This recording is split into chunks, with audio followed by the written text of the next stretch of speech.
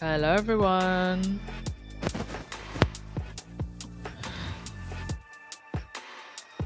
Please put a 1 in the chat if you can hear me.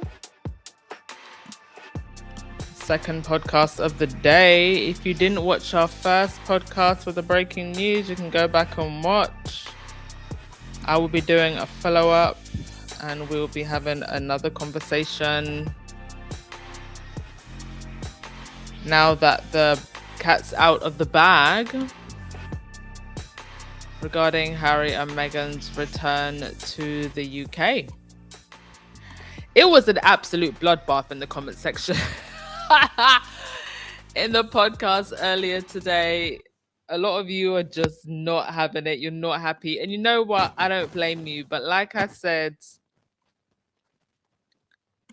Harry and Meghan are what, 41, 45? They know what they're doing. And we just have to have faith in their decisions. And even if we don't agree with them, like I said, we don't know exactly what's going on behind the scenes. So it is what it is right now. And let's just have faith in our faves, okay? Now, a bit of a change in direction for today's, for this podcast. But I will do a follow-up to today's breaking news about Harry and Meghan's move tomorrow morning when I wake up, my time. But thank you everyone for joining me for this podcast. I want to do an update on the Jason Arday situation with the tabloids. Tabloids and mainstream news actually in the UK, who are both in hot water. Mainstream news might as well just be the tabloids. Same rubbish. Even The Guardian. The Guardian jumped on this nonsense as well. They are in big trouble.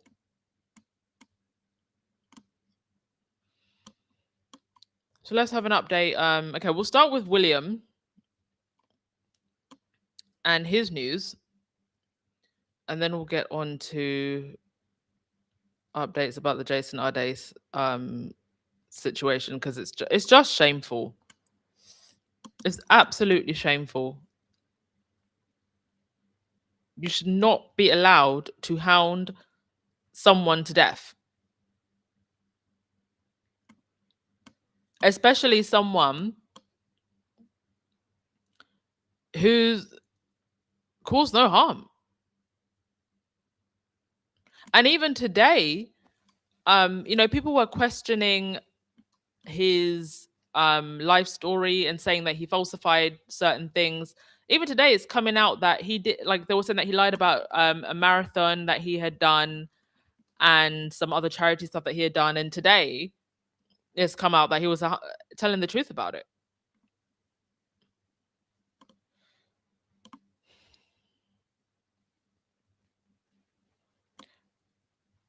It's just it's really horrifying. And I think what's most troubling about the Jason Arday situation is it now proves that you don't even have to be a celebrity anymore for them to come after you. If you become a symbol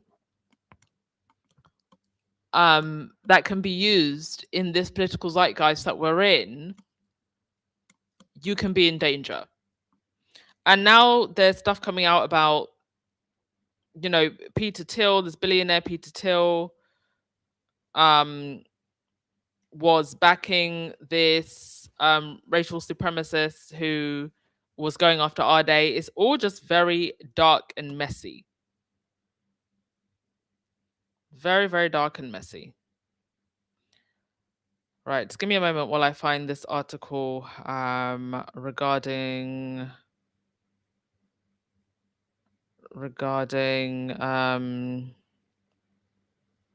William. Oh gosh, there's so many articles. Like I had to go into my files. So apparently, so William's homeward cities have seen a huge increase in homelessness. Mr. I'm going to end homelessness. Elaine Parker, member for 50 months. 50 months. You have been here for 50 months, Elaine Parker. Thank you so much. Wow. Wow, wow, wow. You've been in the trenches, Elaine Parker. The trenches. Oh my goodness. That is actually remarkable.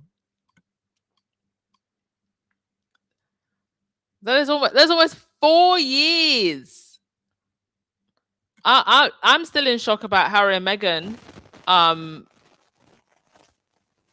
Coming back. But I'm in more shock actually that you've been a member for 50 months. Oh, thank you so much, Elaine Parker. Truly, I love this community so much. And thank you for the support. Right, so and thank you so much for the donation as well. Character jumping in the air, joyfully saying yippee. Oh, thank you so much. No, I'm absolutely still gonna be here. I'm gonna be here for a while. I'm not going anywhere this year because it's gonna be a long road to Invictus. It's gonna be a long road. Okay, let's get into this William story, shall we? Oh, by the way, before I get into the William story, the British Prime Minister has said that he actually wants to deal with rough sleeping before Christmas. So I wouldn't be surprised if William tries to find a way to jump off the back of that. Because this whole time it's William's going to end homelessness. If William wanted to end homelessness, why weren't there talks with the British government and MPs in Parliament in the first place? Because that's the first place you go. Homelessness is caused by many, many things. And one of those things is actually the increased cost of living, the increased cost of rent. General financial advice is you shouldn't spend more than 30% of your income on rent. People are having to spend more than that because it's just so high. Then you got the cost of living. Then you got other things that, lead to homelessness. Well, if you got the high cost of living, people have more pressure at work, people fall into depression, they can fall into alcoholism, all kinds of things.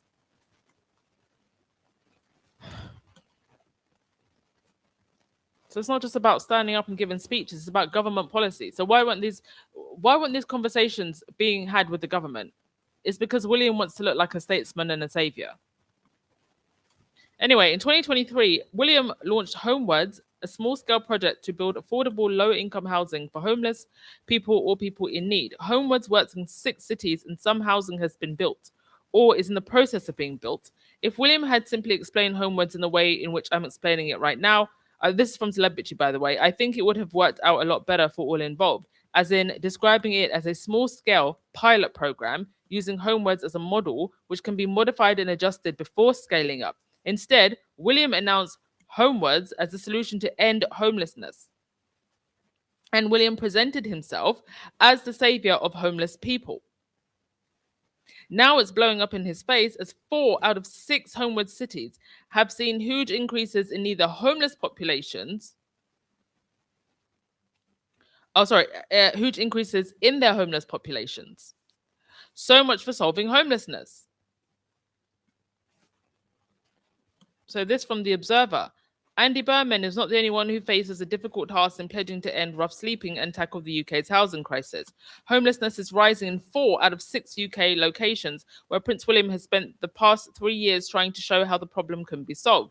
The challenge facing the heir to the throne at the start of the 4th year of his 5-year Homewards project, which he hopes will serve as a model to end homelessness across the entire country, is laid bare in the latest government figures. They show that the number of households assessed as homeless has increased in 4 of the 6 pilot project areas. Aberdeen, where I believe Kate and William actually visit quite often. Bournemouth, Christchurch and Poole. Northern Ireland and Sheffield, compared with a year earlier. Only in Newport in South Wales and the London Borough of Lambeth where there are concrete signs of improvement. And even there, the figures are still high. And I wonder why there has been improvement if it's actually linked specifically to this small pilot scheme. I doubt it. I can bet it's probably because of other on the ground grassroots work. Berman vowed to end rough sleeping in Greater Manchester when he was a mayor, but failed to achieve it and made a similar nationwide pledge on his first day in Downing Street. He and William have swapped notes via aides regularly on targeting the wider problem. Okay, so there are conversations happening, which includes another temporary accommodation. Berman's efforts since 2017 in Greater Manchester have proved an inspiration for William, according to a royal source. But the latest figures for England, released this Thursday, show a mixed picture regarding the new Prime Minister's success. Oh, hello, Baxo. Did you hear that? My cat just walked in. Right on time. He just responded to me. Right on time, sir. We're talking about William. You want to get in on the gossip? Come. Speak to the people. Say hi to the squaddies. Say hi. Say hi.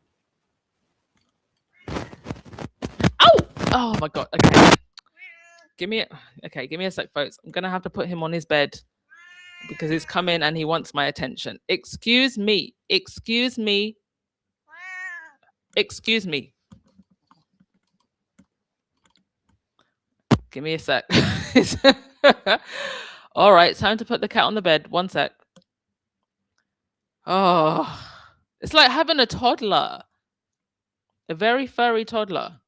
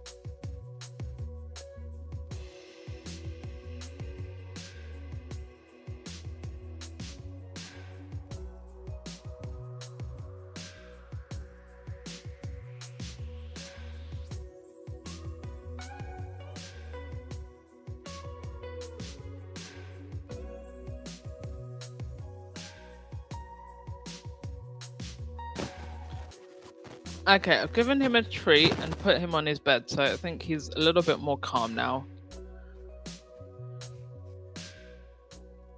Give me one sec, folks. Let me just toggle with the audio, noise cancellation, high resolution, noise suppression.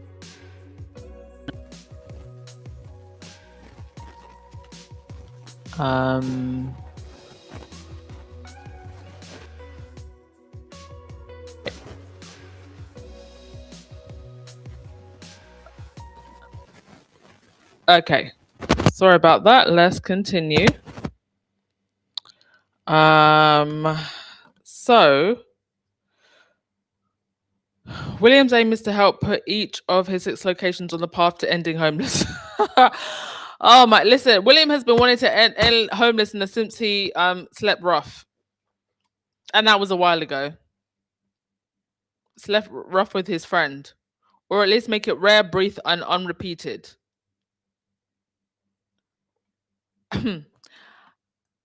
Does William even know what's going on with the job market? Talking about homelessness, does William, who has never actually worked a proper job in his life, other than his brief stint with the air ambulance or whatever it was. Does he even know what is going on with the job market? Let me give you a glimpse. Mine with 10 years of experience. She was looking for a job for a year and a half. Over 1,000 applications. She was able to get, at first, not even a part-time, like semi-part-time, quarter-time hours at a clothing store. This is someone with 10 years of marketing experience. And then finally was able to get a full-time role just recently, after a year and a half and 1,000 applications. The issue with homelessness is beyond just people sleeping on the streets. So William is delusional.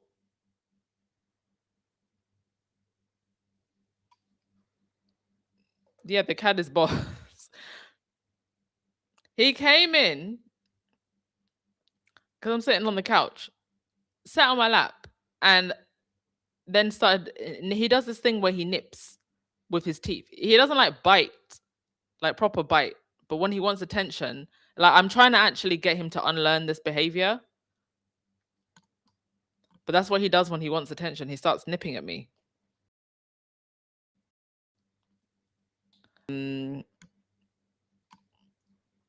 So Michael Crosby, head of local delivery for Homewards at the Royal Foundation, said Williams' project was helping to prevent some people reaching crisis point, but acknowledged homelessness continued to rise in places. Affordable housing is essential, which is why Homewards is delivering housing projects, but lasting change depends on combining more homes and prevention and support. Listen, if you've got a messed up jobs market, you've got a ridiculous high cost of living, if people have nothing that they feel that they can work towards. I think there was a survey that came out recently, something like 1 out of 3 young people feel like they have, no future. People spiraling into depression, everything that's going on in the world. You can't just wave a magic wand and go, goodbye homelessness. Like the whole system is breaking down. The social contracts are breaking down. The economic contracts are breaking down.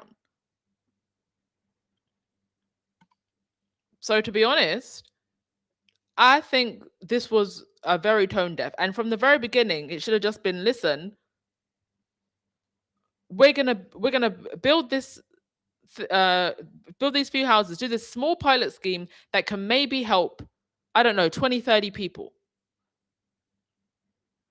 We're absolutely not saying that we can end homelessness or even have any type of remarkable impact if we're being honest. That would have been a more honest approach.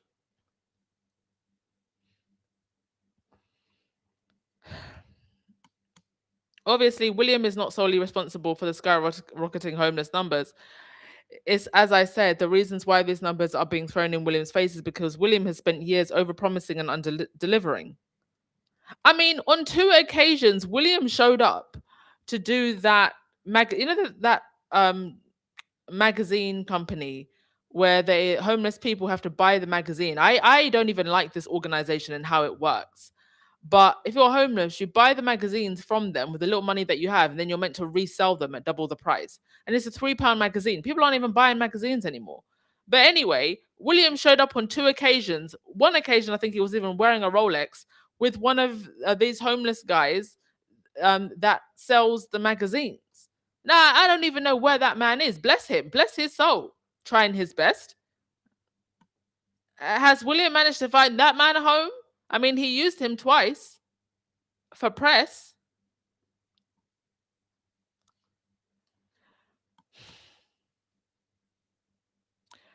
William moved into his 7th forever home less than a year ago.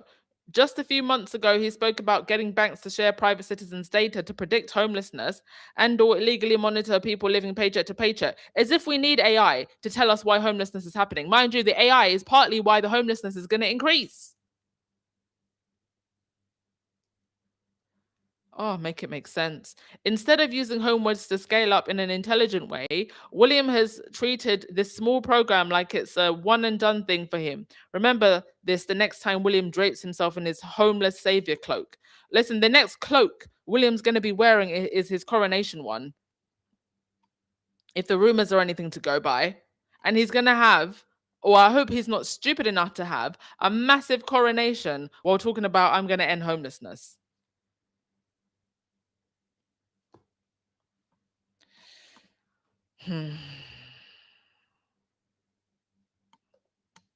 Wendy Loman, you said William is not interested in solving issues with solutions that have impact on people's lives and their communities. I mean, you literally sit at the very top of the elite chain, the elite social chain in our country. You're literally at the top. And you can only be at the top. Your very existence at the top is only possible if there is a bottom class.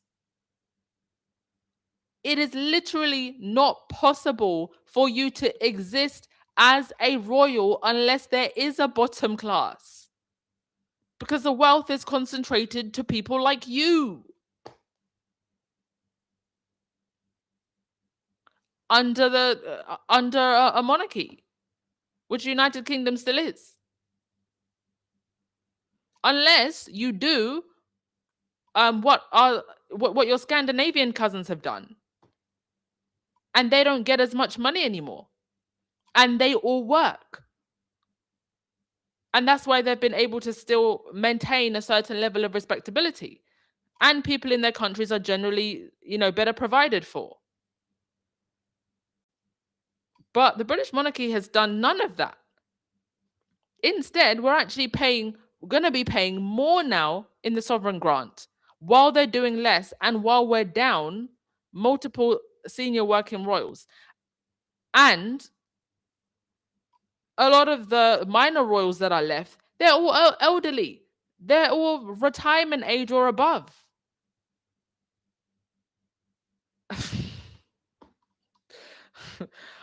You know how they say boy math, girl math? This is royal math. This is royal math. Make it make sense. The big issue. Yeah, that was it. The big issue. Thank you, Elaine Parker. I don't like how they run that organization. It just seems exploitative to me. It's not how I would run an organization helping homeless people.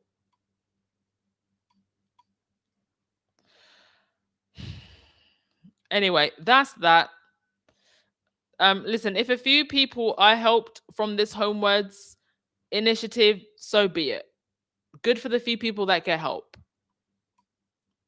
But the way that they sold this, just to make William look better, unacceptable. Right, let's get on to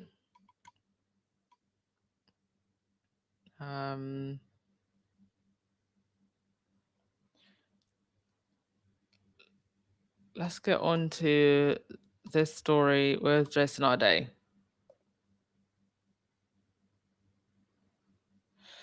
Benjamin, you said William has enough wealth to streamline the process with one single financial account among many and allocate an underling to find homes for even as little as 100 people a year. It's that easy for him? Yeah. The thing is, you can only be at the top of the food chain if others are below you. So there's only so much impact that you can even have if you want to maintain your position.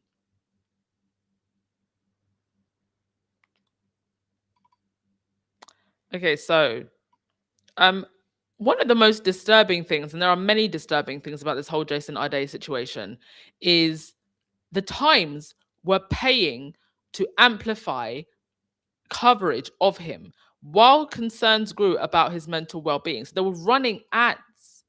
And, in this current political zeitgeist, where there are such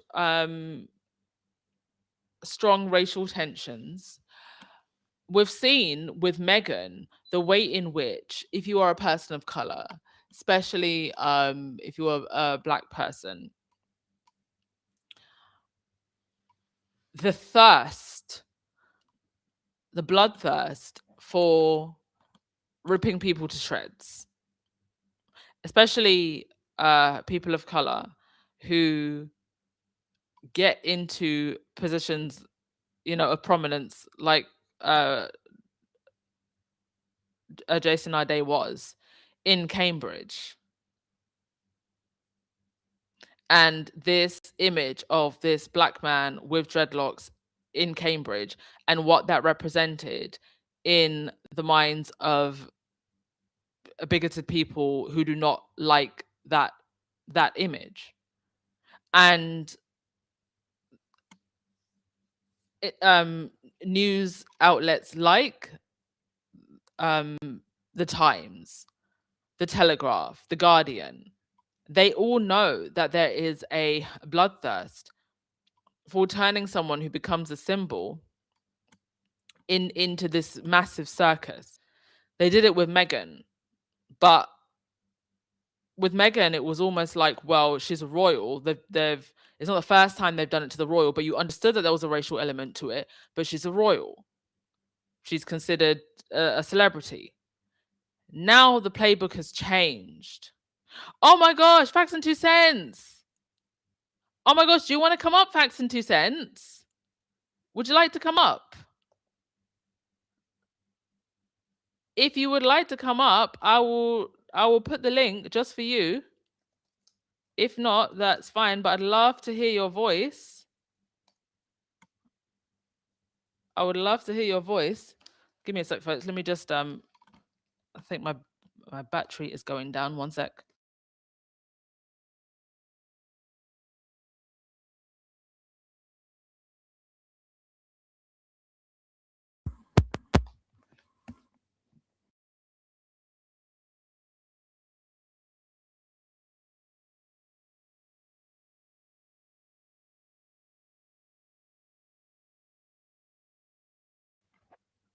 Okay, nice to see you around, Petal. What a shocking day it's been, eh? What a shocking day it's been, eh? If you'd like to come up, please do come up. But yeah, they were running ads. So let me just, if I can get the picture. They were running ads on Twitter.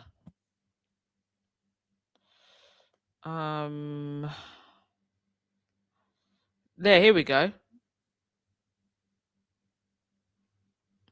They were also, up until literally the hour that we found out that he had passed away, posting horrible articles about him. The link is in the chat, Petal, if you'd like to come up. So one of the most troubling aspects of the Jason Arday media storm was not simply the volume of coverage. The Times appears to have paid to extend the reach of some of its critical reporting, even as people raise concerns about Arday's mental well-being. Arday, formerly Cambridge's youngest black professor of sociology of education, resigned in August of 2026 amid plagiarism allegations and questions about parts of his public biography and personal achievements. During that period, people defending him publicly warned that the relentless scrutiny was taking a serious psychological toll. He was found dead August 14th. That timeline raises a difficult question. At what point does the media cross the line from legitimate scrutiny to disproportionate amplification, especially when people have already raised concerns about the well-being of the person at the center of the story? And the thing is, when it comes to the tabloids, when they want to attack you, it then moves away from the main story to just humiliation. Like, you can see the Times posted, Jason Arday may want to get himself a nice pair of orange trousers. Like, what is this? Only for them to delete that. And just so you know, numerous media rats is what we're going to start calling them. Numerous media rats, the likes of Camilla Tominey, now deleting articles. Deleting for what? Business, stand what you say. Stand on what you say. When on this podcast have you ever seen me delete anything? I stand on everything I say. Anything I've ever said, I'd say it again. To the faces of the people that I've said it about, by the way. Face to face, I'd say anything I've said about Kate or Williams to Kate and Williams' face. Because nothing I've ever said is a lie. So what are you now coming here deleting things for?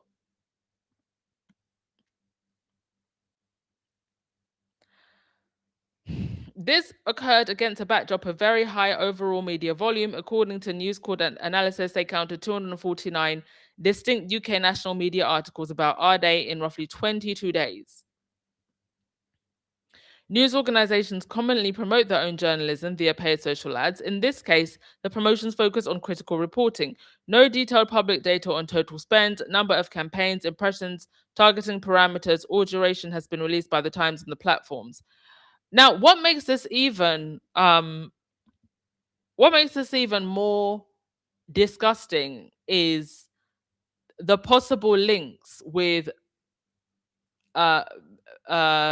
billionaire supervillain Peter Thiel and his links to Cambridge. And I wonder even if the likes of Peter Thiel have now seen an opportunity, right, where they can go after people of color in positions like this and create these media storms as a new political tool to sow division. I wonder if they've now seen it like that. And we could see more of this. Because they're definitely trying to get their claws in to these institutions, as I'll show you in a sec. Okay, petals in the back. So let me just finish reading this story, and then we will have a little bit of a discussion about this. And I'm sure I want to hear Petal's 2 cents about Harry and Meghan coming back to the UK. And then so there's also this. There was this exchange. Oh, hang on a second. Before I get on to the, these are the names of people who wrote articles about Arday. This isn't even all of them. Multiple podcasts and articles being deleted and tweets are being deleted. If you've done nothing wrong, why are you deleting them? Miss Anne Harriman also gave a speech at the vigil that was held for Jason. There's also this text exchange that says, "Hi Niels, I'm a producer for..." Now, I don't know what show it was for because it was blanked out in the text message, but it said, "I hope you're keeping well. Would you be available at 6:30 p.m. UK time regarding the allegations against Jason Arday, the academic at Cambridge?" And then somebody responded by saying, "Hey, I'm so sorry I won't be able to make it as I have an appointment at the time. I'm extremely concerned for Jason's well-being." And then the producer responded by saying, "Thanks for letting me know. Would you have any recommendations of who may be good on this? I have tried many of the signatories of the Good Law Project Solidarity campaign." Then the person responded saying, "I'm afraid at this stage, most people feel we're in a life-saving situation." So the Good Law Project are actually the ones who posted Jason's resignation letter because he didn't trust the press to post it. And they've also been supporting him and continue to support him and his family going forward. And one of the lawyers from the Good Law Project even said, "I feel like I failed Jason," which is so unfair to him. Those who have failed are the tabloids. Here you see, Wayne Brown, the UK's first black fire chief of the West Midlands Fire Service, took his own life after months of harassment and questions over his qualifications. His partner said that when national news outlets ran story about him, he just couldn't take it anymore. Why were national news outlets running stories about somebody appointed in the fire service? This is what I mean when I say this is how dangerous this has become now. Because now they're not just going after celebrities and royals. And it was dangerous and horrid enough then. You could be an ordinary person doing a very ordinary job, a life-saving job, mind you, a hero of the community.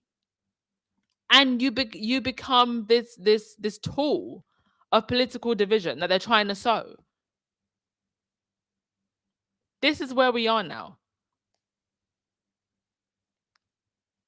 This has to stop now, because now it can literally be anyone.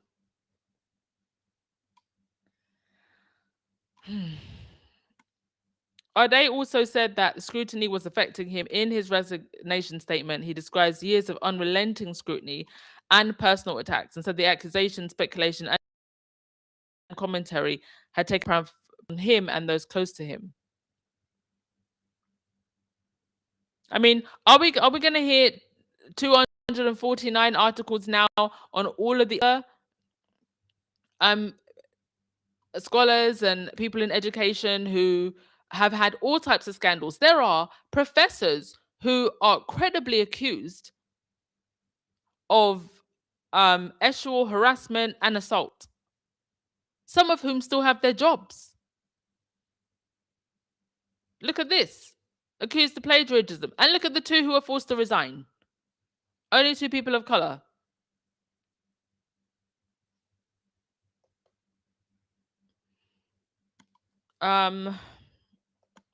Okay, I'm gonna add Petal to the stream.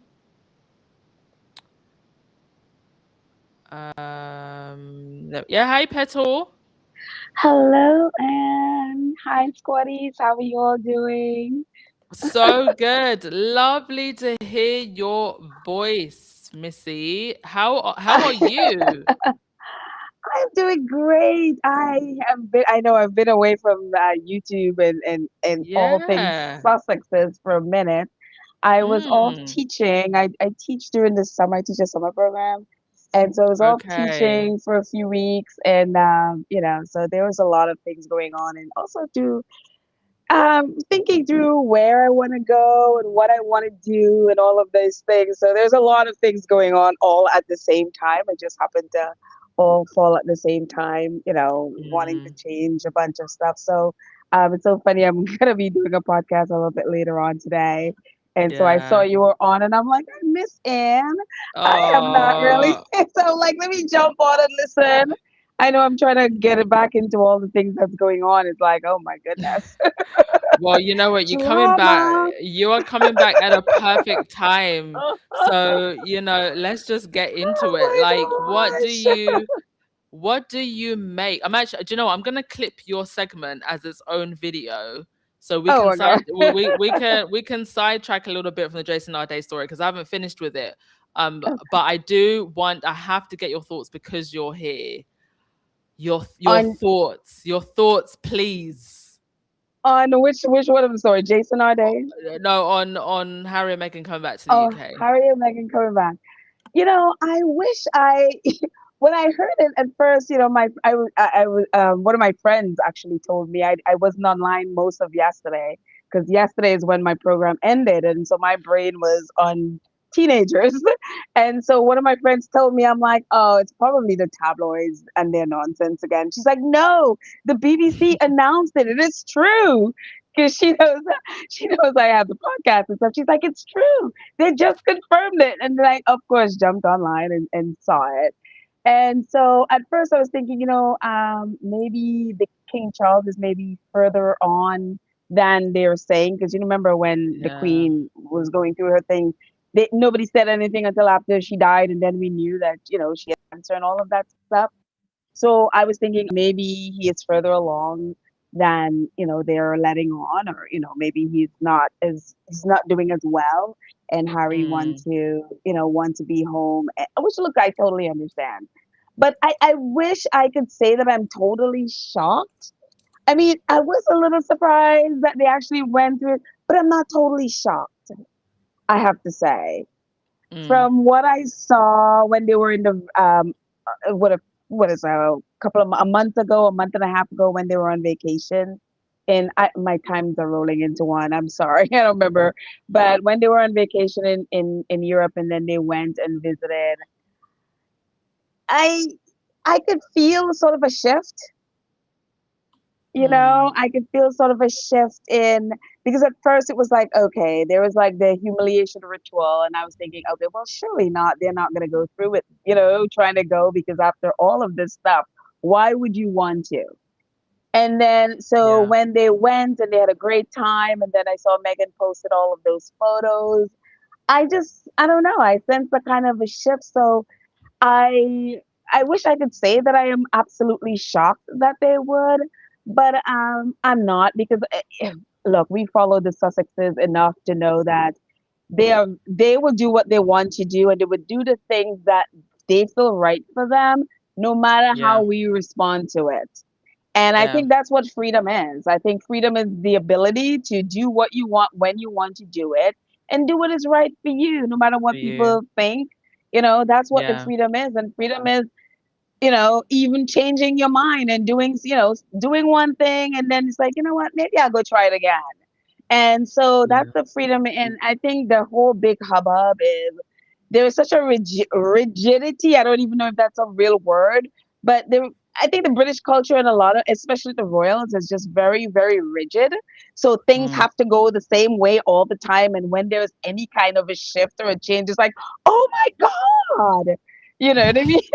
And it's like Harry and Meghan are the total opposite. They will switch up things, they would try things, they would, maybe mess up this way and then try it another way. And they just keep everyone off balance. So I think that's why the British Yeah. media just go crazy.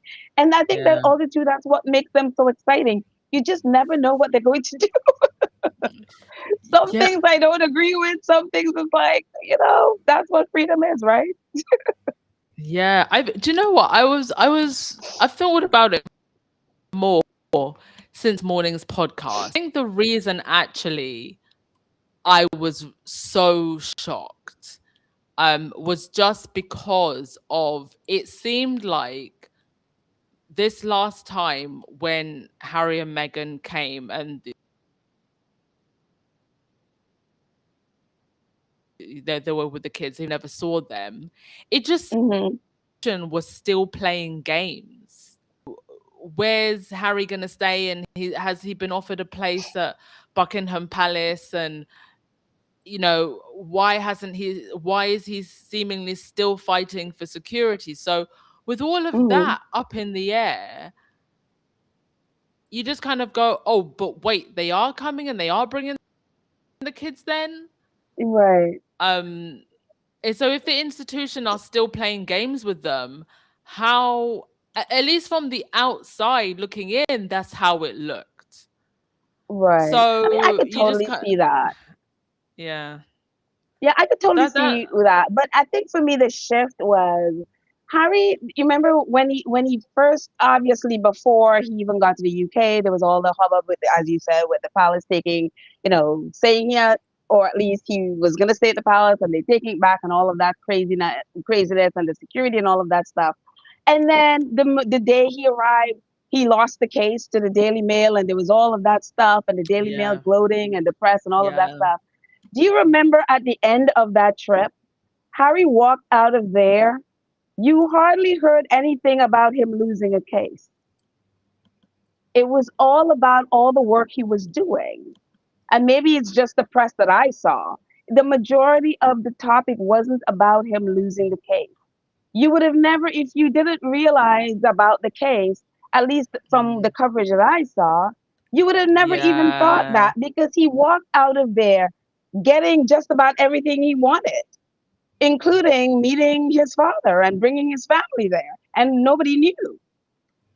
And yeah. I so mean, for the me, that is only, the shit. He walked out of there victorious after starting. After the starting was so like, oh my god, why are you going? And so that was yeah, a shift for me. He walked out of there with a confidence that is somebody that you cannot break. And yes, so for me, it's because I think what, at least this is how I'm reading it. Harry is in a place where it's like, I will be darned if I allow you to keep me out of my country. I'm yeah, going to be here, and you're going to have to deal with it. Yes, I lost the case to you, but I'll be darned if I walk out of my home being or being considered like, oh, he's lost. He walked out at the end of his visit They walked, I mean, all the coverage I saw was about, the time with the king, and then Meghan posted it was victorious. Nobody was talking about the new his loss to the Daily Mail. It was all about all the things he was doing, and with Invictus and all, and him hanging out with those kids and the kids climbing on him. That was what the press was about. Yeah. People Yeah. forgot about him losing the case, and I think that's the shift for me, where it's like Harry was like, "No, I could do this. I could. Yes, I've had losses, but I mean, I think people forget like Harry is military. He's used to battle. He's used to fighting. You in a battle, you're gonna win some, you're gonna lose some." And I think that is his mentality. Plus, he is great at compartmentalizing. I don't know how he lost that case, knowing that, and then went on stage and was so jovial with his speech on the same day. While I think his lawyer was in the background formulating a statement for him to release right after that, you know, meeting that he did. Great at compartmentalizing. I'm like, that is scary almost. But I think Yeah. Harry has a personality, and I think a lot of what you see in the British press is fear.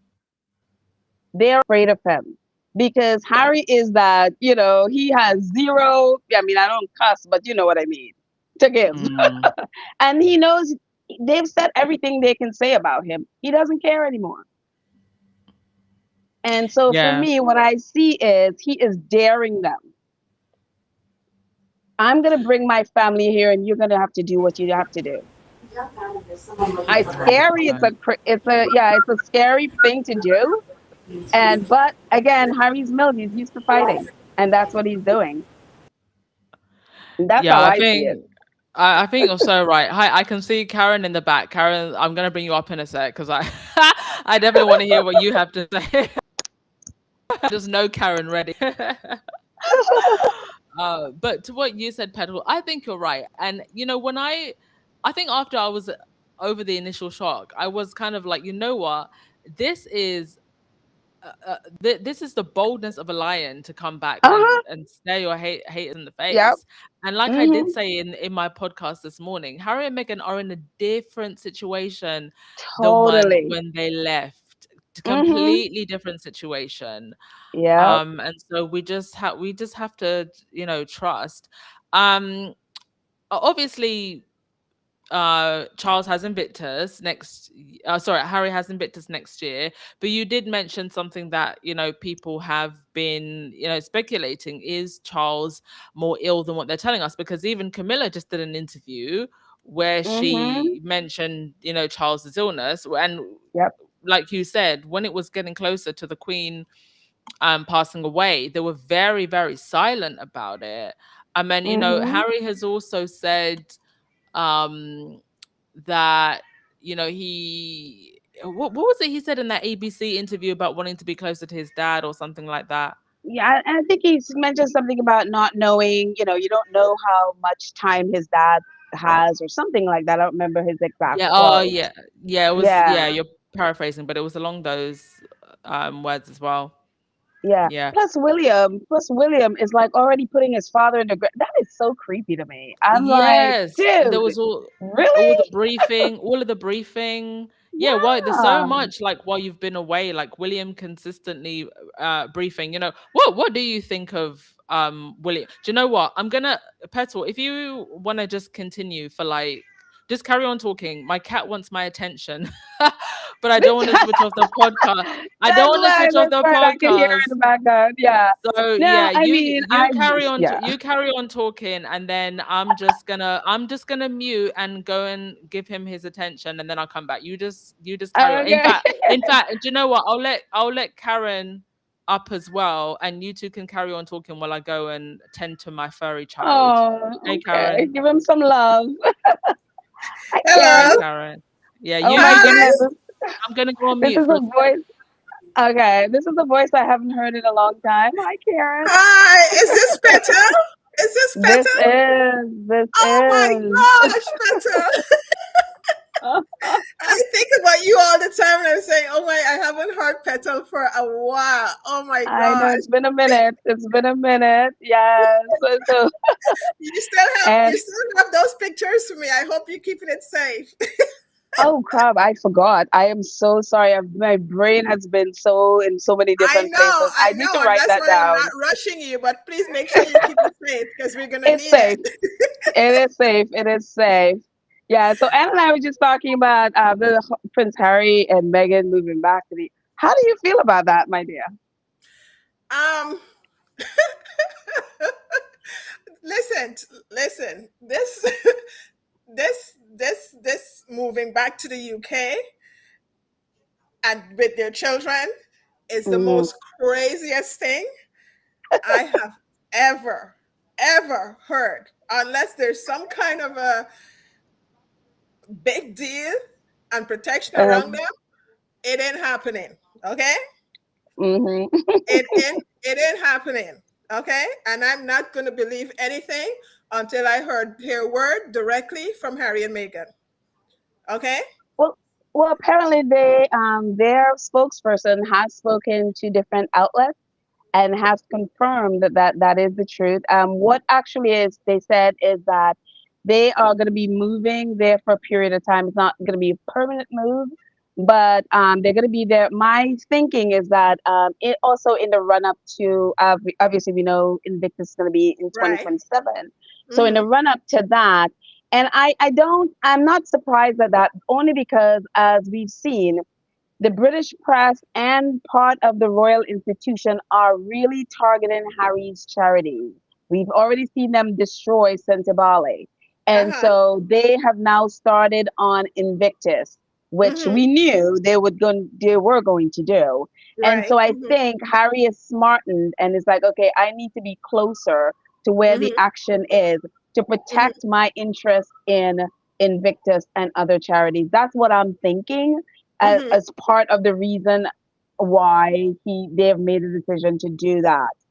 I don't know. I could be very wrong, but that's what I'm was thinking. Yeah, and not only that, there's interest too within the family that he was brought up in, that he has to make Yes. sure that Mm-hmm. that he is there to protect that because that's his legacy plus his children's legacy. You understand? That too. So, Yes, of course. I understand that, but at the same time, okay, I know there's going to be like certain, grounds there with them. It's not for say that they're, just saying, well, okay, they're moving back there, their full life or whatever is going to be there. It's not going to be happening. That's not going to be happening. But you do have to continue to establish certain residency there, because of who he is. But when it comes to Megan and those two kids, they are their life is more valuable more than those ones that are there. Okay, Mm-hmm. so this is not lightly. Okay, this Yeah. is not lightly. So they're moving back there. There's something big in regards to their security there. Okay, Mm-hmm. and that's going to be including the UK government, the American government, and everybody else. Mm-hmm. Yeah. Okay, Well, I they're think. not just Yeah. moving back just like that. Megan is not going to be an open target, and her kids are not going to be an open target. Right. What I Okay, understand, I saw so something from the anything happen on UK style in regards to them, believe me, I don't think they're going to want that. So right, of course. until it happened and it come directly from, even I don't even care about their spokesperson, until it have come directly from their mouth. Mm-hmm. Okay, I am not, you know, um, I am not putting a full stop or anything at it. Okay, Right, right. it has to happen to, because this is a serious thing. Okay, Mm-hmm. and they can come out and publish that and say, well, they're moving back or whatever it is. But this is not a fly by night thing that anybody can just come out and say whatever until it happened and it come from Harry and Meghan mouth, because there's a lot of things that has to be in place before thing. And on top of that, those kids are young kids. Mm-hmm. Okay, Well, I mean, I they don't, just want to them back interrupt you on for that one soil. second. As soon as they Yeah. go back on there, they're going to be comparing and messing up their heads. Look at what, and also this coming out when they just finished doing what they did to Jason Arden. Okay, Hmm. this is like going back into the lion's den. This is why I'm not, Yep. I'm not Hmm. completely Yeah. satisfied So or putting so a full stop where this is concerned. Yep. so sorry guys, I'm back. I'm back. Petal, what were you gonna say, hon?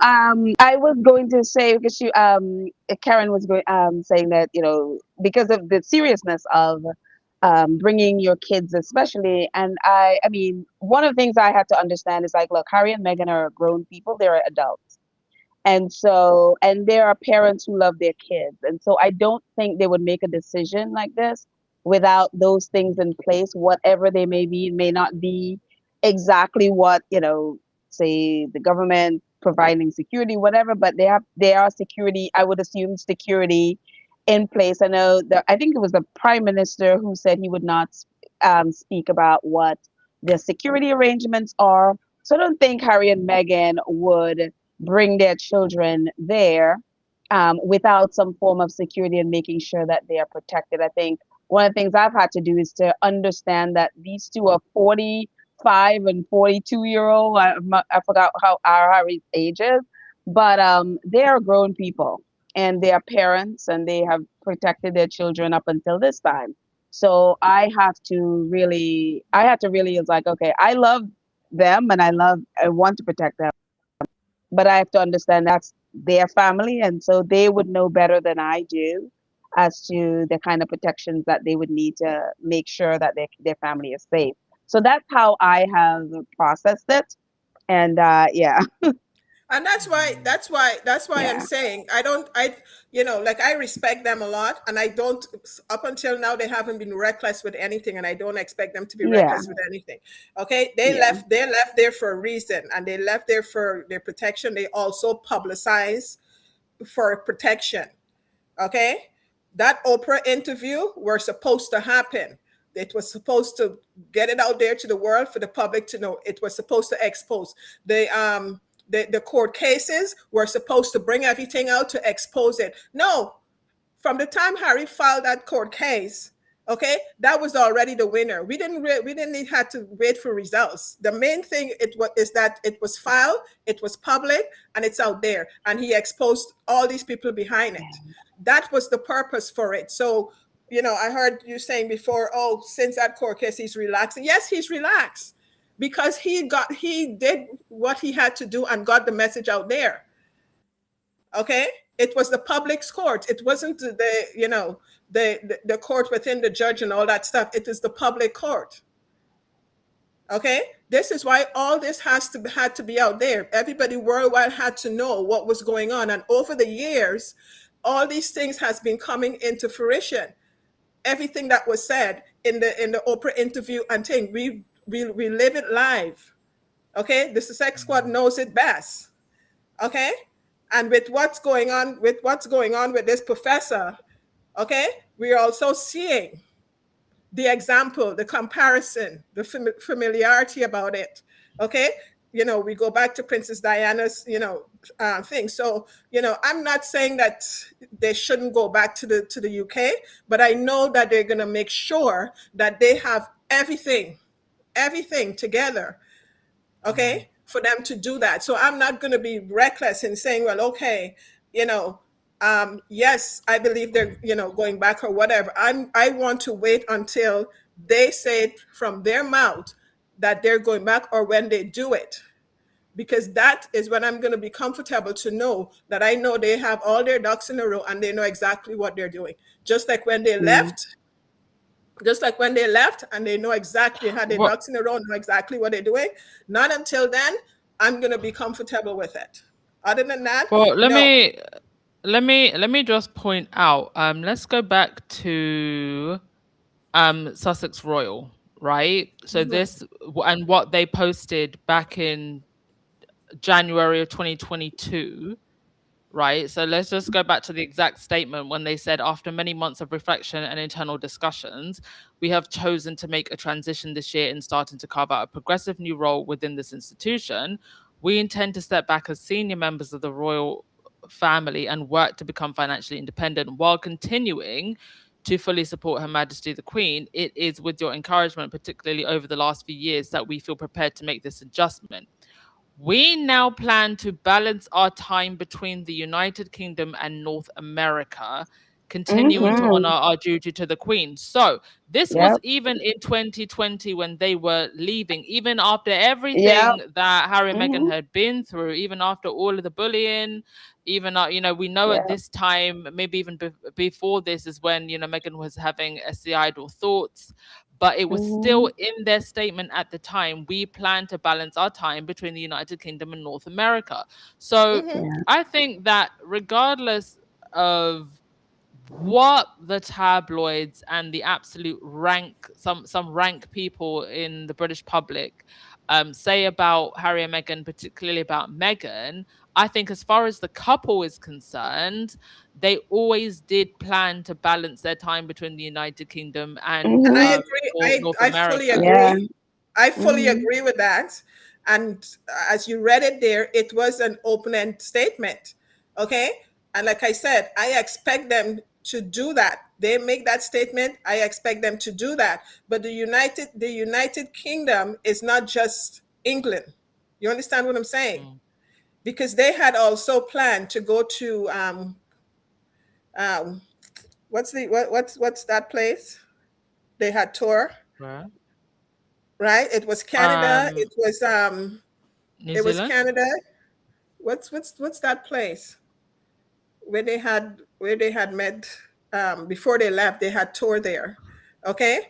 And if you notice, yes, it's assumed that they bought a place in Portugal. That's not far from the Mm, from England.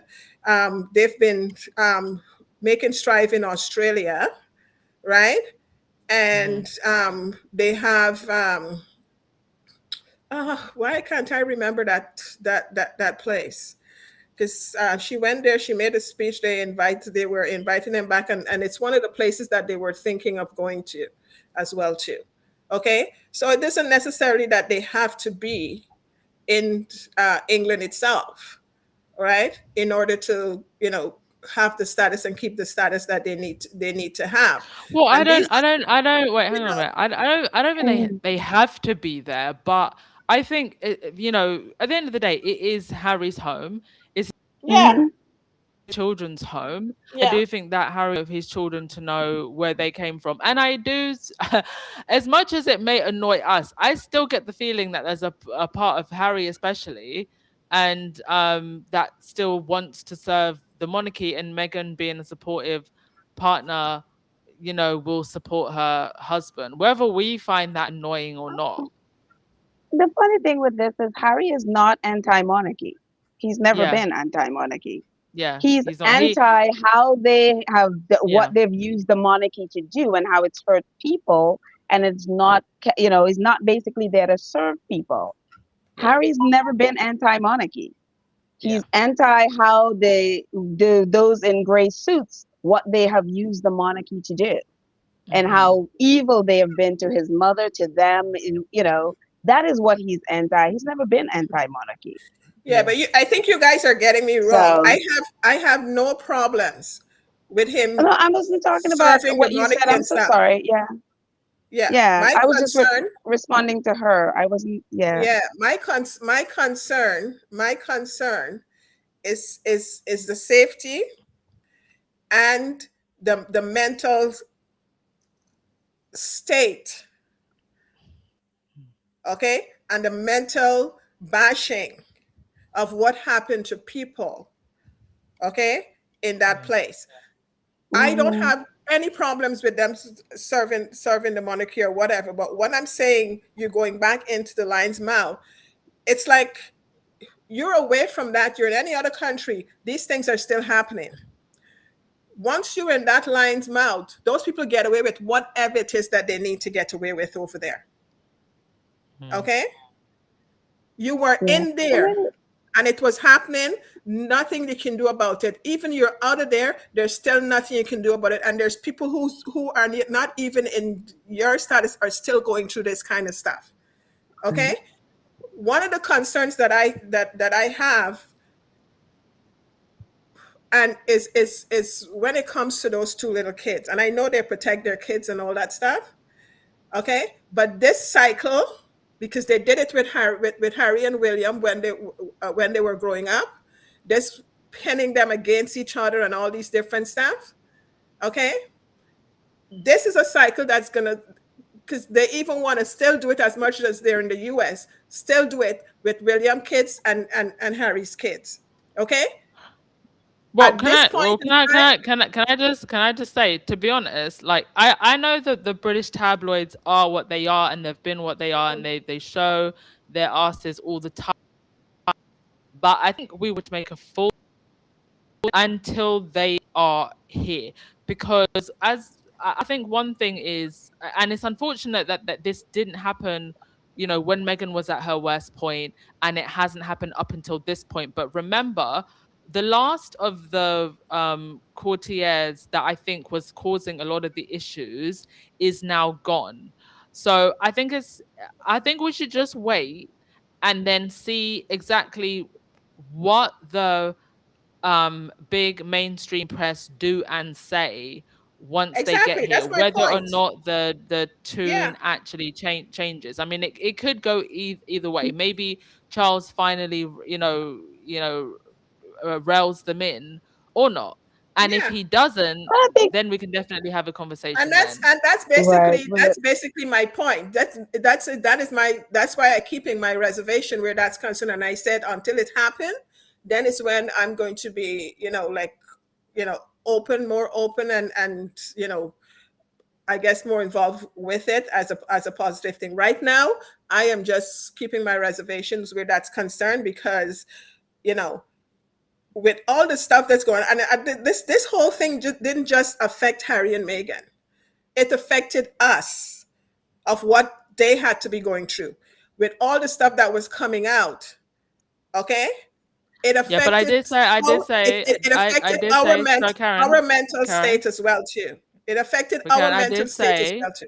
I did say earlier today, I think Hmm. it's time for us to like just emotionally withdraw, because Mm-hmm. we're in Yep. a very, very different place than we were six years ago. Harry and Hmm. Meghan are in a Right. very different place than we were 6 years ago. Hmm. I think Hmm. with in the current events, the zeitgeist is gonna shift a lot. So at the end of the day, I think that if it was the case that Megan was really just so broken she felt like she couldn't come back, I don't feel that she would come back.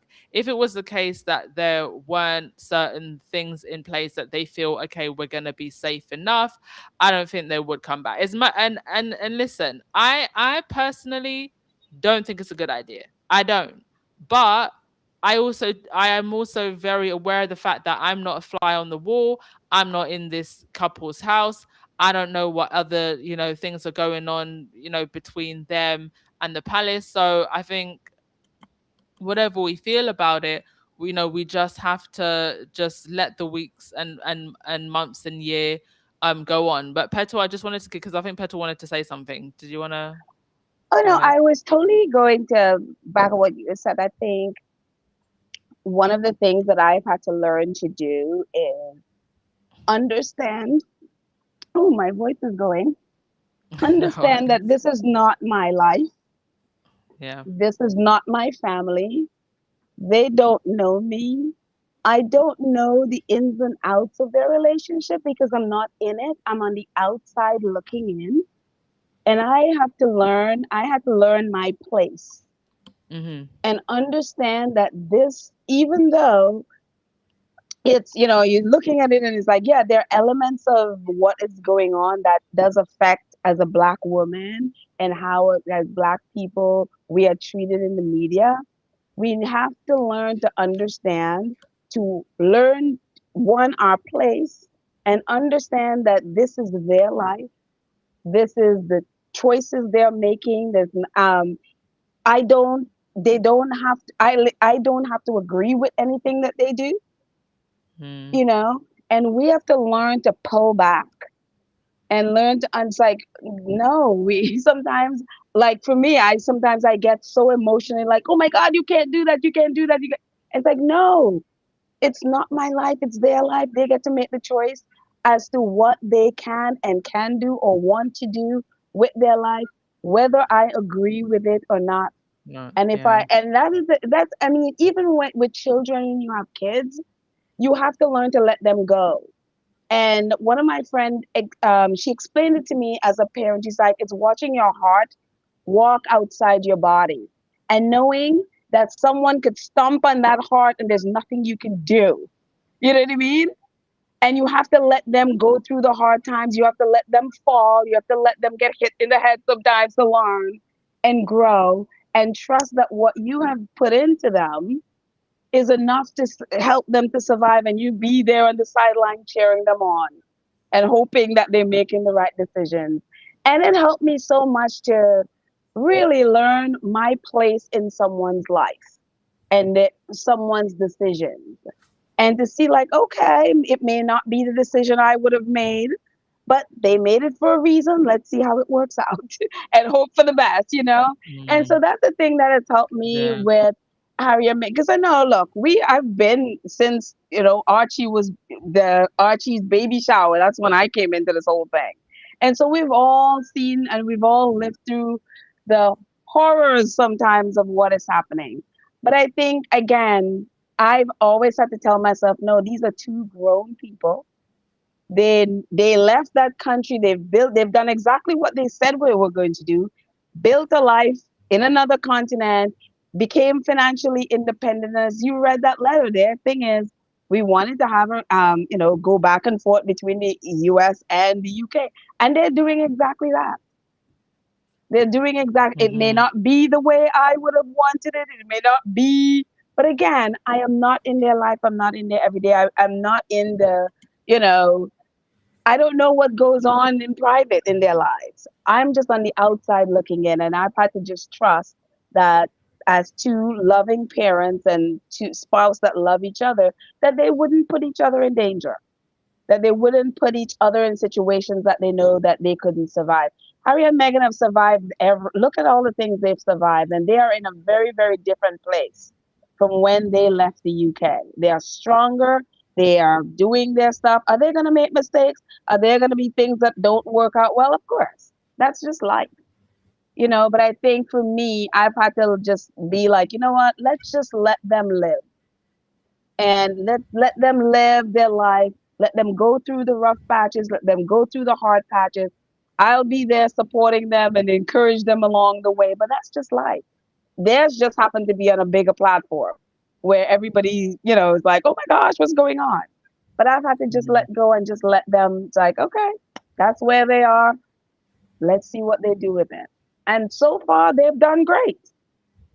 With all the yeah, trials and exactly. tribulations that they've gone through, for to be where they are now, it's just like, oh my goodness. Not many. I mean, talking, even flipping over into the Jason Arday, who I knew nothing of until I heard that he passed away.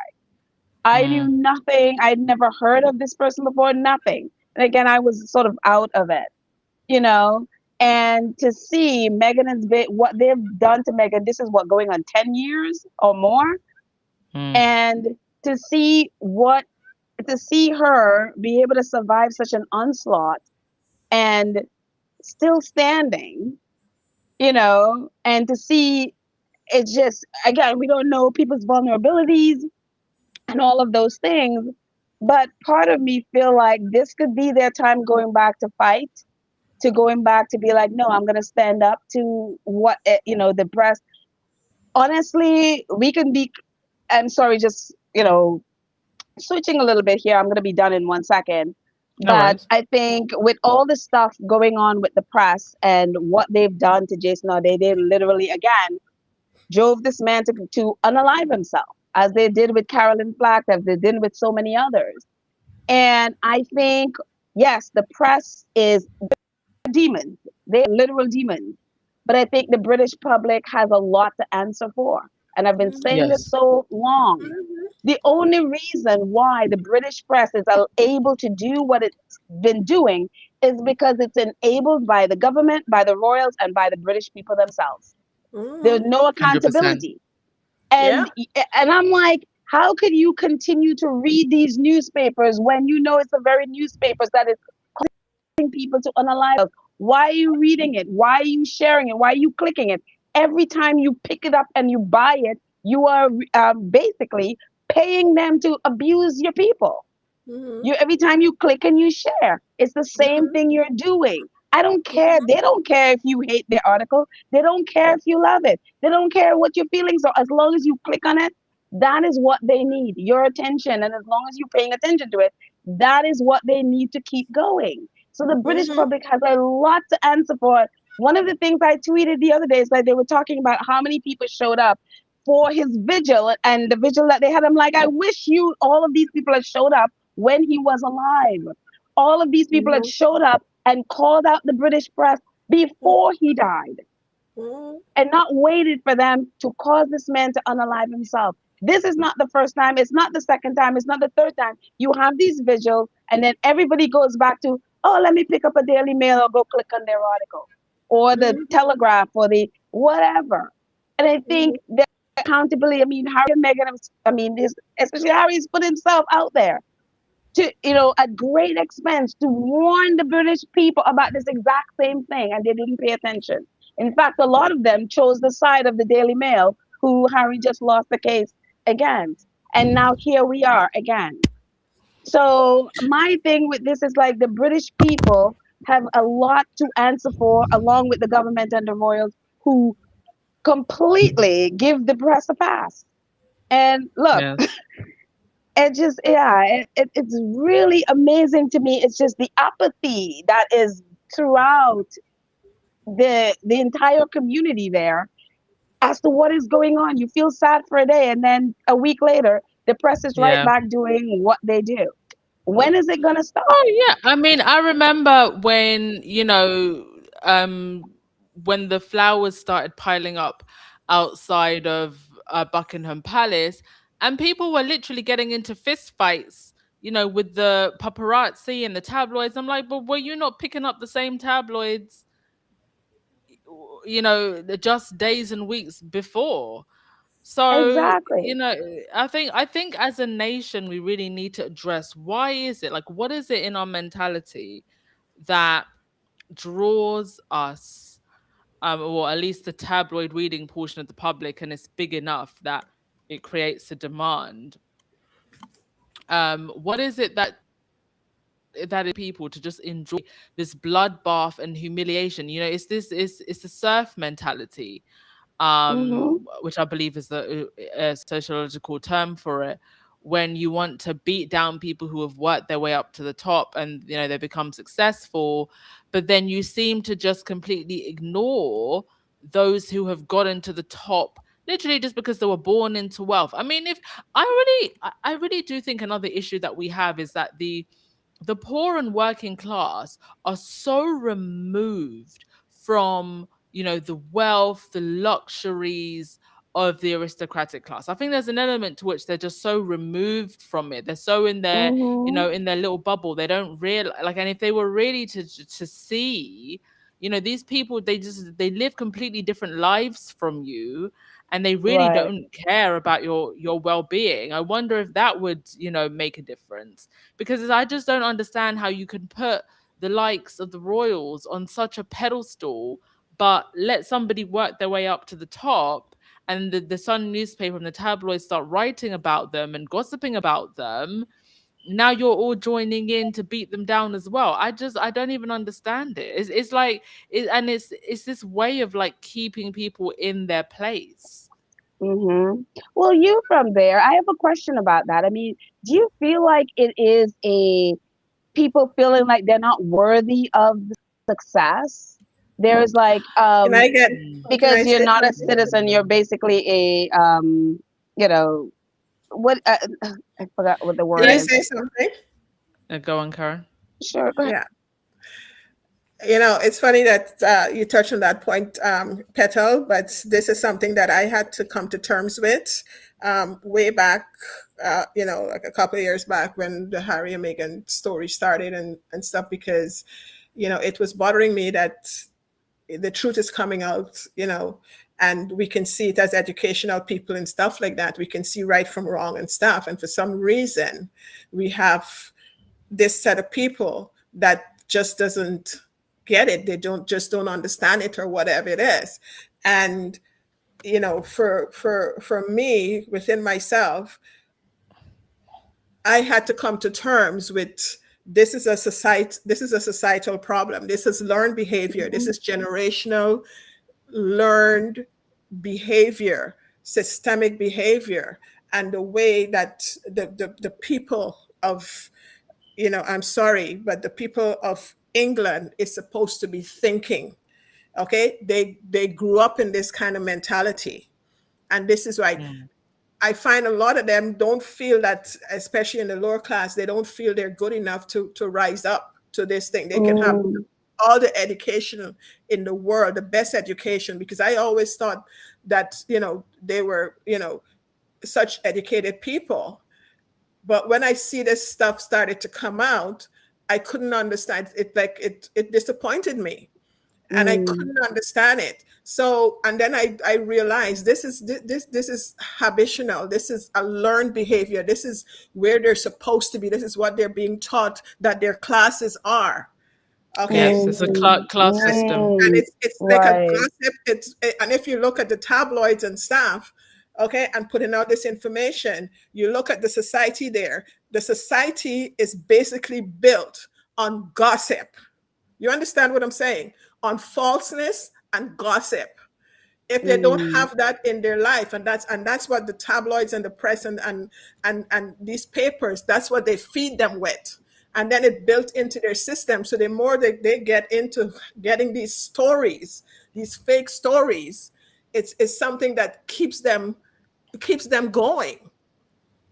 And and if you think about it, even people that live there, that have their neighbors and stuff like that, their friends and stuff around them, it branches out into that thing. If you listen to them having conversations amongst themselves, it's all about gossiping about one another. So it's a mm, whole circle.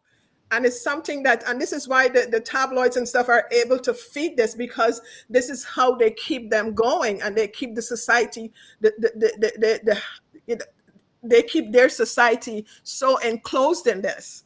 And if you talk, if you, before, if you talk to the English people about American stuff, like a lot of them would tell you that America is no good, because mhm, why? This is stuff that they were fed with. mhm, These are conversations that they would have. So it's a societal thing. It's learned behavior. It's a systemic thing. And until they decide, those individuals decide to be better and to look out in the world and see how other countries and other people live, and the mentality of others, they would not get out of this bubble that they're in. It is a bubble that they're in, and they will not get out of it. So it's Yeah. a cycle that's going to keep going on.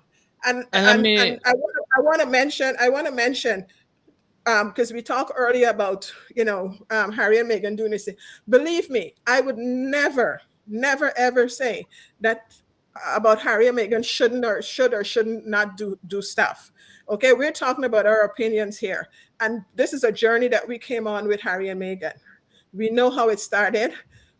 You know, we expect it to get better, and for them to develop better, and for them to, to fly and soar. And I am with them with that. But at the same time, we as people still have to be cautious. You understand what I'm saying? We still have to be cautious. These are things that it happens to the best of us. They're not the only ones. It happened to the best of us. I'm with them with anything that they do. I'm with them. I will be supporting them. I respect them so much. But at the same time, we still have to be cautious, and with their life, with our life, and whatever it is that, we intake. But at this, because the world is big out there, and there's anything that can happen okay. and could go Okay, on. sorry, Karen. I just wanted to say thank you for that. I just wanted to jump in and say, off of the back of what Petal was saying about the Hmm. the UK culture. I think another issue is that people don't feel that they're worthy. But also, if you are someone that understands your worth and knows your worth, Hmm. the mhm, culture then seeks to put you in your place. Mm-hmm. Right. This is why you have a lot of people from the UK that they move they leave the UK, they go to Dubai, especially if they have money and they become successful. And then there's this whole culture around hating on Brits who move to Dubai or who just like move anywhere else where their talents, their ambition, their money is going to take them a lot further because of the culture in the UK says you have to stay in your place. And it's just ridiculous because you think of how wealthy the United Kingdom is. The wealth is concentrated, and Mm-hmm. all of the innovation, the business minds. I feel like we could be so much more. Mm-hmm. We could go toe to toe with the US if it wasn't for the mindset. The mindset is the issue, and this is why you even get celebrities. It's very As soon as true. they make it, as soon as they make it big, what do? They go to Hollywood. There you Right. go. There's your And answer. Do they? there's no reason for that. It's not, we have a film industry, we have a music industry, but it's just like as soon as you get big, well, I mean, obviously you want to enter other markets, and the American Mm-hmm. market is one of them, but it's also just the mentality and the mindset. Mm-hmm. Right, it's Right. that mindset of I'm allowed to think big. I'm allowed, Mm-hmm. I don't have to shrink myself. Mm-hmm. Because if you're trying to be a business leader, if you're trying to be a world class athlete, if you're trying to be an actress or a singer or whatever, you need to be someone who thinks big. You can't be humble. You literally Right. cannot be Yeah. humble and a big thinker at the same time. It just doesn't work. But the Right. culture tells you that you Mm-hmm. have to be humble. Well, if I'm trying to build the next Google, if I'm trying to build the next Apple, if I'm trying to, be an innovator, be a thinker, it's just not going to work like that. Like, I have to be a big thinker. I have to be ballsy. So Right. I think that's the other problem. It's just and I've seen this even on a small scale, working in corporate, and even worse, being a black woman. Like, it's very difficult to suggest certain things because then you get told, oh, aren't you being a little bit grand? Well, yeah, I'm being grand. And so what about it? Isn't that what we're meant to do? We want to be the big player in whatever business or whatever field that we're in. Yeah, I've got to be a little bit grand. Like, what are you talking about? Why are we trying to be humble? So it's that kind of thing. Meanwhile, they're telling you to be humble, and then when it comes to the next king or queen's coronation, they're out here with the whole procession of gold carriages. Like, please make it make sense. Well, which leads me to my other question. Is there a big pushback on this, especially in the black and brown community? Like, mostly at least what I'm seeing is, if you are, say, a white person, you get more of a pass where you are able to go, do whatever it is you want. But with black, there is definitely more of the push down of, well, you can't do Mm. this or you can't do Yeah. that. No, But I okay. I will what I say don't see it. Oh, sorry, go ahead. no. What I will say to that is I think there is the racial element when you are a black or brown person, but it Mm-hmm. is it is a general culture regardless of race of build them Okay. up to push them down. And this is why we still have situations like Carolyn Flack was hounded to death, Amy Winehouse Mm-hmm. was hounded to death, Diana was Right. hounded to death, and Diana literally being in the British royal family, it still didn't protect her. So I think it's a general cultural problem. But yes, there is the racialized element when you are a black and brown person. But Right. you don't necessarily escape it just because you're Mm-hmm. Caucasian. No, Yeah. Can no. I say Right. something? Can I say something to that? And you kind of touch on it, and you did say something that I had conversations with many people with. Up until yesterday, I was talking to my brother about this. The same thing in regards to um, the people of England when they reach a certain status, to say for instance, a movie star, celebrity, singer, or whatever it is. Okay, as soon as they reach there, you see they leave there and they go to the United States. Okay, because if it's a regular person who is climbing to get and just realize those talents and stuff like that, they're not going to make it in the UK unless they have certain connections. Okay, unless the tabloids are going to make them or whatever it is. Other than that, they have to break out to the States. When they break out to the States, when they come out to the States, then is when they reach, they get that exposure Mm, and, and elevate themselves. We look at the Adeles, the Ed Sheerans, the yeah. James Corden, the, what's his name? The guy on American that start with American Idol and stuff. And once they get to the States, they branch off and everything. Then they get the exposure, they go back or whatever. And you find that happen. Okay. To get to what Petal was saying, okay, with most of white Britain, it happened with. Not until, and you guys, and this is me and um my view on this, what I noticed. Not until Meghan went to the UK, married Prince Harry, and people realized that, okay, wait a minute, this is a black woman who is so intelligent, who has these exposures. It's not until then that the blacks in the UK realized that the United States is not this bad place, because this beautiful woman came from there, well educated and everything, and can fly and be this kind of person that you find, and not that you find at that point in time. A lot of blacks start leaving the United States who has these talents, and going to leaving the UK and going to try their way in the United States. Okay. Well, my question, yeah, I'm sorry if I don't mean to interrupt, but my question to all of this was, is there a big pushback in the UK, you know, pushback at that mentality? Because Uh, and again, this is what I see a lot of apathy. I see a lot of, okay, yeah. this is just the way it is. So we just go with, I don't see a lot of pushback. Yes, It's Yeah, now it's I that not this a think pushback. Norday It's a thing is, mentality. I sorry, I just wanted to say I think there is quite a lot of apathy.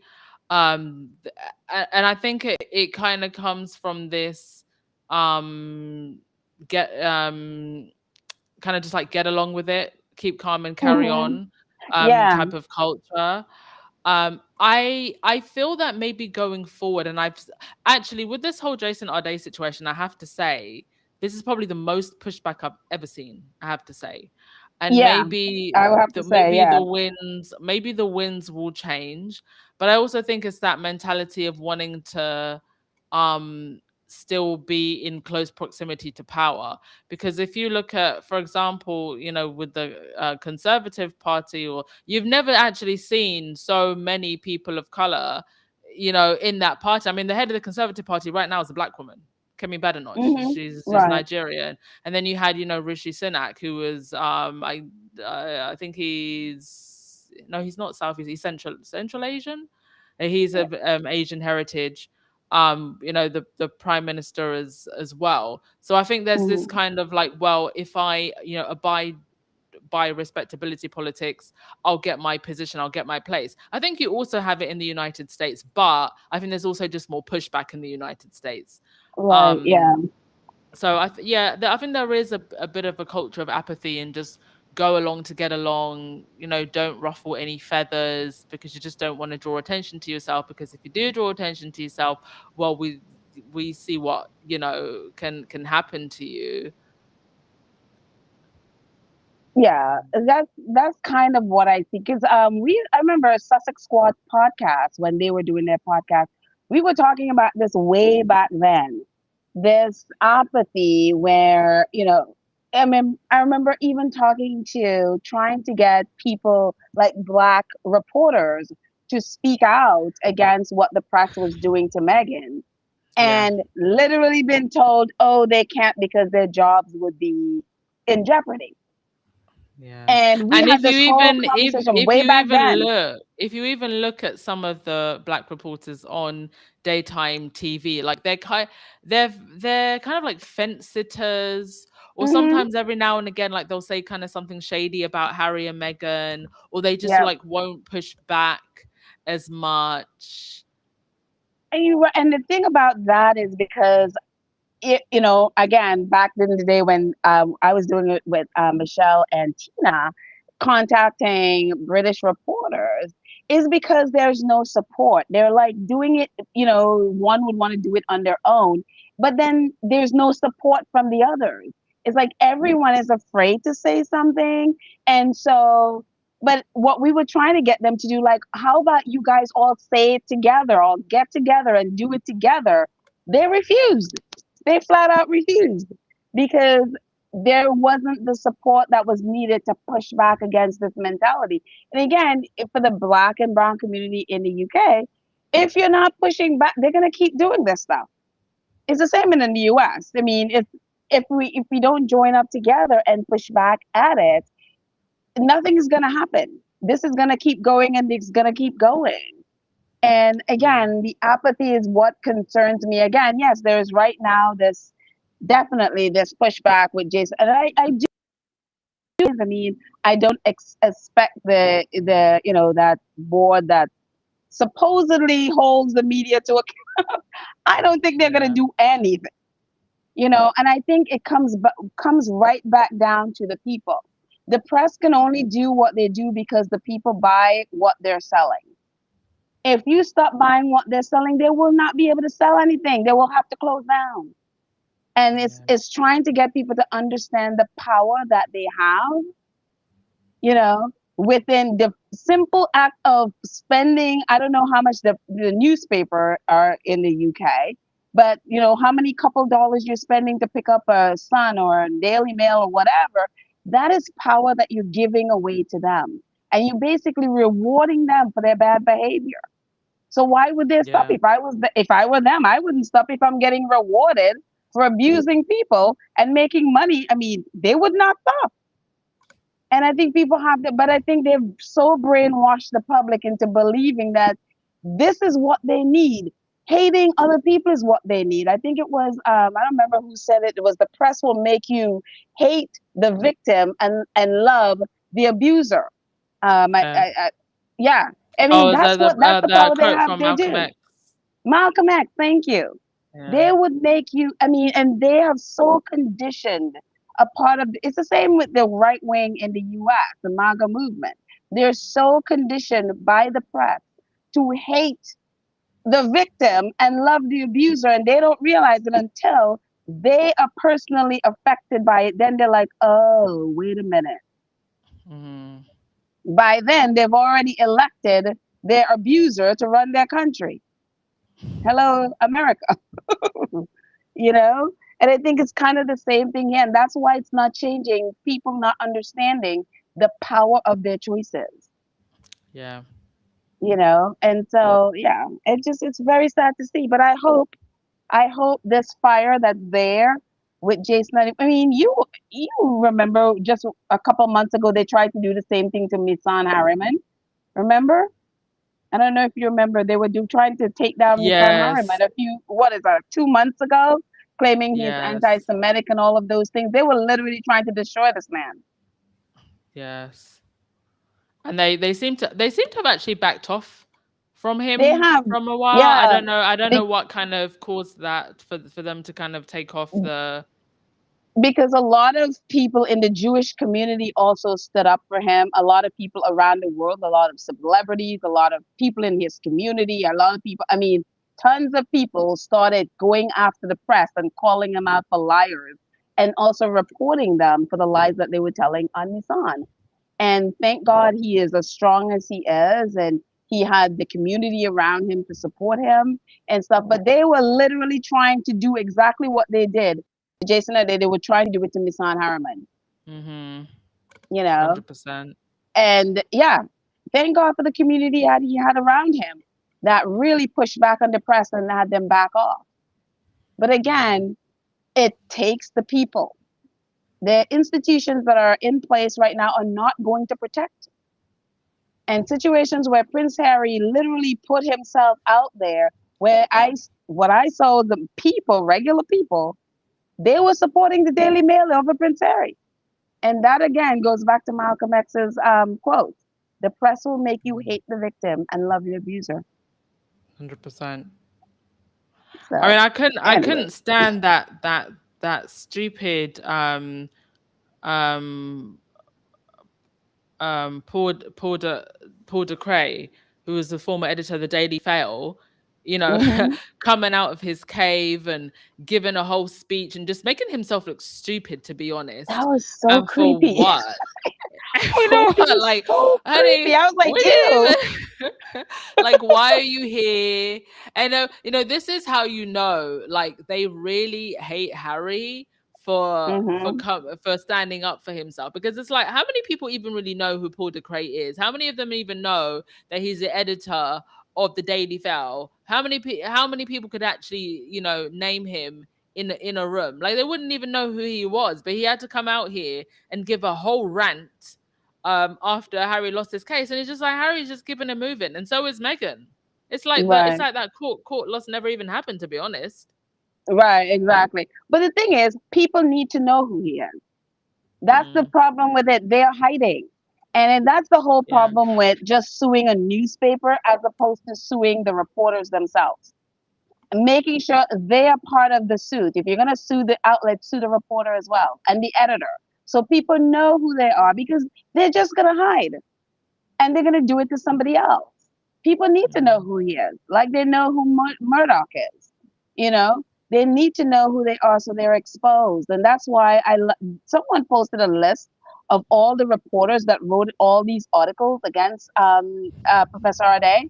Yeah, mm, that's what needs to happen. I know I've seen it in the squad sometimes with some of the people who have done it to Megan, but what needs to happen. They need to be exposed. Two can play this game. If you're going to go and do all this stuff to me, I could do the same. We all have social media now. We can go and investigate the so-called reporters. exactly. Okay, I think we need to you know, start doing that. yeah, that's what needs to happen. Two can play that game. We are public reporters, and we can go and Mm, investigate them and investigate what they've been doing so that they understand it. Look, if you're going to do it to someone and destroy someone's life, I'm not here to destroy people, but if you're going to do those things, understand you're going to be exposed mm-hmm.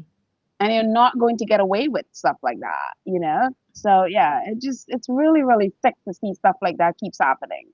But I do hope that this put a fire under people to not accept this behavior anymore. We're so done with the British press. We're so done. At least for me, I am so done. I do not Mm-hmm. quote them. I do not. I'm like, no, I refuse. I am not giving you any kind of my time, because that is what 100%. is keeping them in business. I mean, 100%. there should not be a Daily Mail still going. There should not be a Sun still going. There should not be a Telegraph still going. This is Well, ridiculous. actually, the Sun is banned in Liverpool because of their coverage, or their ill coverage of Hillsborough, and I don't understand why they weren't just banned everywhere after that. It's rather ridiculous. Anyway, it would come almost 2 hours. It's coming to 1:30 a.m. in the morning where I am, so I need to get to bed. So thank you so much, Petal. Karen, do you just want to say You're any last welcome. Yeah, words before can I we quickly wrap say things something? up? Yeah, yeah. Am I? Oh, I'm trying to. Hello? Karen, you there still? Yeah, I keep trying to say something, but can you hear me? Yeah, I can hear you I now. can hear Go on. you. Okay. I keep trying to say something, but I don't know if you were hearing me or what. But anyway, yeah, I think we were talking about, the behavior and stuff, of the people there and stuff like that, and people not, speaking out and stuff. And I find that a lot of people deal with fear there, right? They're afraid to come out and stand up to speak out, or whatever. I remember, from my travels and dealing with, Sussex Squad and the traveling with the Invictus Games and stuff like that, and meeting some of our Sussex Squaddies and stuff. A lot of, especially from the UK, a lot of them are afraid to speak out, or to even show themselves, or you know or even take a picture, or anything that would show that there are with the Sussexes, or anything like that. And it all comes because of fear of knowing that something is going to happen to them with their jobs, or whatever goes on with their homes or something like that. So I find there was a lot of fear in that. With me, I didn't care. I speak out. Wrong is wrong, right is right. And if my job can understand that something is wrong inside of there, but you cannot, with this situation, until the press, the reporters, the UK media get a overhaul of the way um, the media operates, the reporting operates. Until they get an overhaul, this would never stop. It would never stop, because Mm-hmm.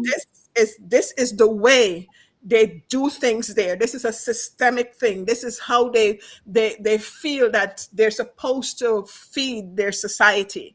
So there would never be a change unless it gets a total overhaul, and they start reporting properly. But a lot of them takes these jobs in this space to do this type of reporting. This is why they're employed at these companies, at these, Mm. to do this type of reporting. This is where their bread and butter is, because they feel this is what their people need to be fed with. So it would Mm. never be a change. It would never be a change until it's done properly. And I think this is what Prince Harry was trying to do with that court case. This is Right. exactly what he was trying to do with that court case. It would never stop. So, you know, it's it's just a it's a big problem, a big problem in the United States, in the United Kingdom. And it's a mentality problem, because this kind of stuff was embedded in them. Right. Okay. And Yeah. until they can individually change, it would never happen, because of having a royal family, a monarchy that depended on the media, okay, to survive and be relevant and whatever it is. It feeds their subjects with what they want their subjects to know, to hear, and how to keep them in their control. And has been going on for umpteen years, and it's embedded in these people, and it will never change until something is turned around. Petal, you mentioned about the public. Yes, we talk about the media, the reporters, the media, and stuff like that. And you mentioned about the public taking responsibility Mm. for what happened with for what goes on there with this social media stuff and buying the papers and stuff. Yes, this should have been sounded a long time ago. The public encourages it. It encourages it. I remember when Harry and Meghan was leaving there, who was annoyed of them leaving? Who make up that name to be a negative name for them? Who do it? It's the public. Okay? So unless there's changes there, unless they boycott these reporters, these tabloids and stuff like that, it will never change. Never. And it's been going Mm. on for 17 years. So, that's my piece. All right. Absolutely. Thank you. Thank you so much, Karen. Thank you so much, Petrol. You've both been amazing. You're Thank you, everybody in the comments welcome. section. It's so nice to hear. But I feel honored actually that you haven't done a live for so long, but you decided to jump on a live today. Uh, thank you so much to both of You're you. Thank you very welcome. much for Thank you, doing this. Squatties. No worries. Thank you Yeah, I'll guys. definitely. Take care. Thank you. Bye bye. Bye. So yeah, I think I'm actually gonna. I had a little bit more to cover about the Jason Arday story, but I think I'll cover it in another podcast. Um, because it's just absolutely shocking. But I think I got the most important part said at the beginning. So we'll circle back round to that. And I'll do a follow up on this tomorrow because yeah, there's been a lot of reactions. The front page. Listen, I think hell must have frozen over because one of the Daily Fail writers, and see now almost immediately, some of them are changing their tune, and I think the reason why they're changing their tune is not because they're suddenly nice or they've grown a conscience. I think some of these reporters, and I think it's worthy of just keeping this in mind as we move forward. Some of them are going to change tune and become pro Harry and Meghan. And we should not forget who and what they were before. Liz Jones, I'll read this out properly tomorrow. Talking about welcome home, Meghan and Harry. This is why we need you more than ever. And bitter reality we must face about Kate and William. So you see how quickly, in 24, not even 24 hours, that this was announced. Liz Jones from the Daily Fail, that had done nothing but bash Harry and Meghan all these years. All of a sudden now the bitter reality is with Kate and William. Do not allow these people to rebrand in front of our eyes, folks. Some of them are going to do this. Some of them are going to rebrand. Don't allow it, and don't be forward, and don't start clicking on that article. I'm reading, by the way, I'm reading screenshots. I haven't gone to the Daily Fail to read these articles. Don't allow them to rebrand before our very eyes after everything that they've done. So we'll discuss that in more detail tomorrow when I wake up. It come back in another 8 or 9 hours and we will follow through. But thank you so much as always. Like I said, folks, earlier, listen, you know, Harry and Meghan ultimately knows best. Yes, T-Mac, one love. They know best. We have to let them do what they want to do and just pray everything goes well. And we don't know everything. We're not in these people's kitchens. We're not in the living room. So, let's not get too up in our feelings and emotions. These are two grown adults, and as much as we want to support them, we don't know everything, and we don't know why. We can speculate, but let's not get upset because it's not the decision that we feel they should take. Harry and Meghan did say even when they stepped down, they wanted a half in, half out, life. Harry has said consistently that he wants to support the work of the monarchy, that he still believes monarchy means something and should mean something. Maybe not in the way that the monarchy is failing, but he still believes that the monarchy has a place. So we have to keep all of these things in mind, and even I keep them in mind. I am not a monarch, and I've said this so many times. I'm not a monarchist. I couldn't care less if the monarchy was abolished tomorrow. I am a Harry and Meghan fan, but Harry is still a monarchist, and Harry still wants to support the monarchy, and both of them still, I think, have always wanted half in, half out. And I when it all comes,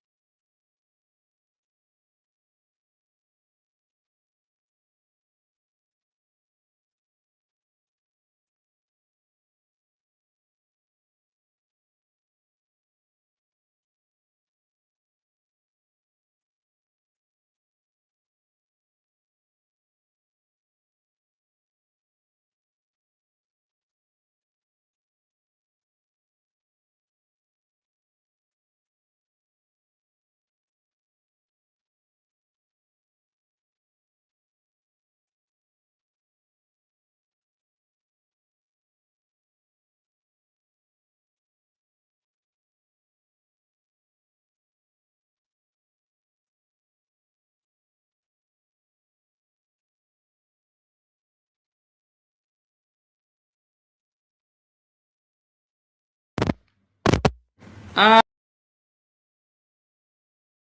I don't know why my sound went. Can y'all hear me now?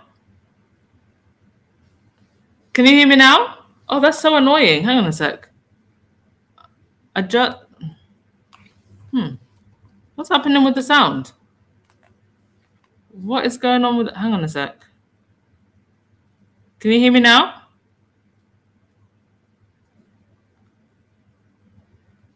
One moment, folks. Let me see if it's what is happening with the sound.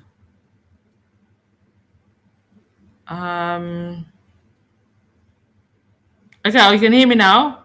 Oh, that's so annoying. Like, I feel like I gave such a fantastic like end speech there.